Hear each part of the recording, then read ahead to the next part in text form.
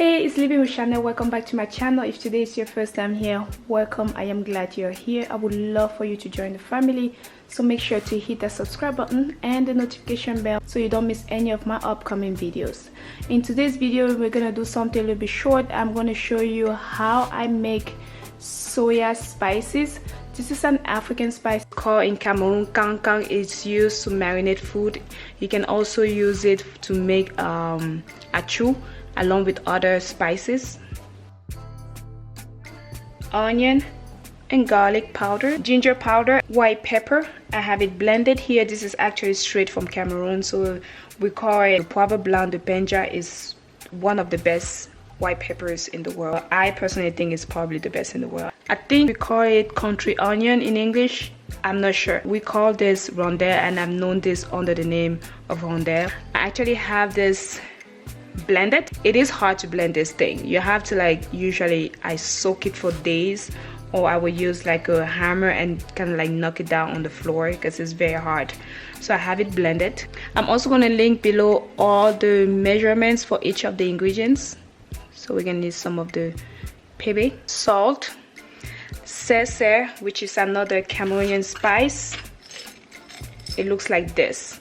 You can also, we also call it katokote. Optional basil and some ginseng. You don't have to add these. I like to add these in mine. And now we're gonna get to the very country spices. This one is called nyashe, which is the traditional way of calling it, which in French it translates to bouche ouverte, in English open mouth. That's what that means. This spice got its name by the fact that it's open, as you can see. This one is called, I believe, not something like that. I'm not really sure how to say it, but it means roots, soup roots. It looks like roots. So next is this other spice that is called Melem. This one looks pretty similar to the other one that I just showed, that is open mouth, but it's not. They're very similar. As you can see, this one also has a little bit of open mouth, but it's not as open as the other one. When you go to the market and you tell them, they know exactly. They look pretty similar, but they're not the same spices. So this one is a sweet type of roots. They call it sweet roots or something like that. I'm not really sure. In French, we usually call it, say, les racines sucrées. These are actually roots. They are roots. That's how it looks like. I'm gonna write them all down below. And of course, I have my pepper, piment du village, which is village pepper. You don't need to add paprika. I want to put some of the paprika just to give that color, but you don't need to. I'm actually gonna use my kitchen scale because some of these spices, if you mess up, man, it's gonna be bad. Especially these traditional ones. You have to make sure you have the right amount. If not, it's gonna be either too sweet or too bitter. Like these two spices can make it bitter. So if you have too much of these, this is how you can balance with this sweet one, and also the Rondelle and the ginseng. They can help balance it. So I like to use my scale to actually measure it so that I don't have too much of one ingredient.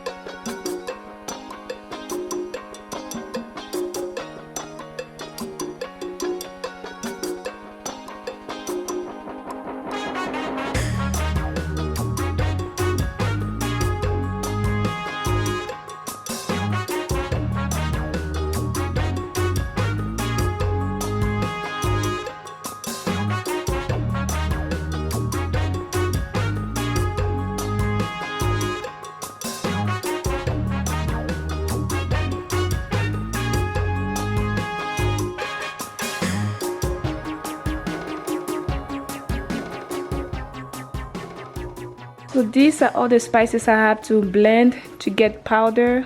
like these ones. So I'm going to blend all these and mix together and we'll be done. I'm going to add all my spices.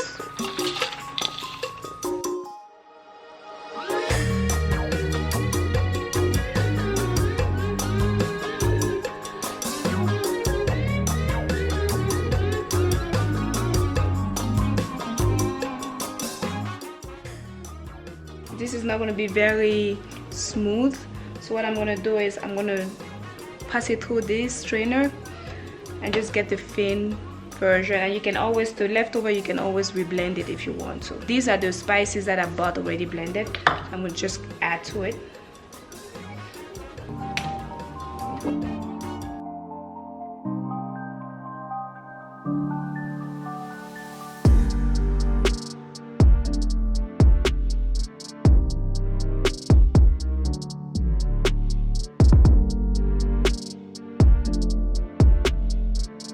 You can always reblend these and use it. I'm not going to use it right now, but I'm going to just keep it there.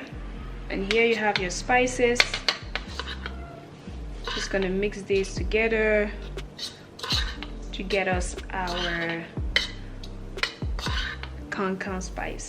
And now you can add your salt, because you usually put the salt at the end once you have mixed everything. There you go.